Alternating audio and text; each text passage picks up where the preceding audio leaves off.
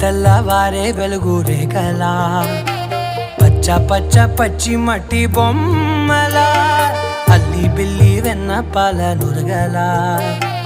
అచ్చ తెలుగు ఇంటి పూల కొమ్మలా దేవదేవుడే పంపగా ఇలా దేవతే మా ఇంట అడుగే పెట్టెనంట బ్రహ్మ కళ్ళలో కాంతులే మా అమ్మలా మా కోసం మళ్ళీ లాలి పాడేనంట.